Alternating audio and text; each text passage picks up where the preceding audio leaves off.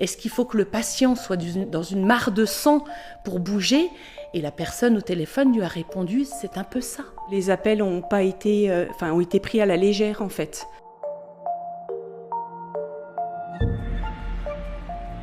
Vers 23h, son état a commencé à se dégrader, donc il était vraiment pas bien, il avait plus de force, il avait une grosse transpiration très excessive. 5 minutes après, 23h35, ils ont appelé le 15. Donc premier appel, le médecin régulariste leur a conseillé, d'après ce qu'il leur avait dit, d'après ses antécédents, il est plus parti sur une hypoglycémie, donc il leur a conseillé de lui donner du sucre, pour le remettre d'aplomb, entre guillemets.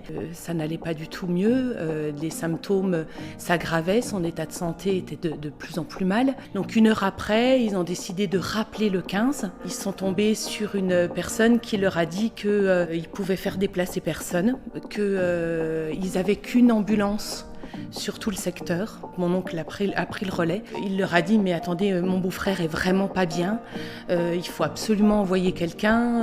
Non, ça ne pouvait pas déclencher un déplacement pour un cas pareil, que pour eux ce n'était pas une urgence. Donc ils ont appelé le 18 et là la personne lui a dit que de toute façon il fallait appeler le 15 parce que c'était que le 15 qui déclenchait la venue des pompiers. Donc la personne qu'ils ont eue au 18 les a mis en relation de nouveau avec le 15, donc au 3e appel. La personne lui a dit mais non, on peut pas, ça faisait 2 heures. 2 heures s'étaient écoulées entre le premier appel et le 3e appel. Et là mon oncle s'est vraiment énervé et lui a dit mais qu'est-ce qu'il faut faire pour que vous nous écoutiez? Est-ce qu'il faut que le patient soit dans une mare de sang pour bouger ? Et la personne au téléphone lui a répondu, c'est un peu ça. Donc c'est vraiment en insistant encore qu'ils lui ont dit, on vous envoie les pompiers.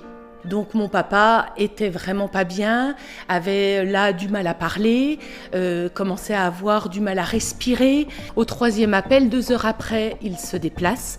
Donc les pompiers dans un premier temps, suivi 10 minutes après du SMUR, de là-bas avec un médecin. Mon papa est en arrêt cardiaque, ils essayent de le réanimer et ils ne peuvent pas. Ils prononcent le décès avec la cause pour eux sur place, donc qui pour eux était un infarctus. On en veut à tout le monde. On en veut à un système de santé qui en France se dégrade d'année en année. Mon papa avait 74 ans. Est-ce qu'il se serait déplacé plus vite s'il avait été plus jeune ? C'est plein de questions qui se bousculent dans nos têtes à se dire comment ça se fait que ça a pu arriver ? Comment ça se fait ?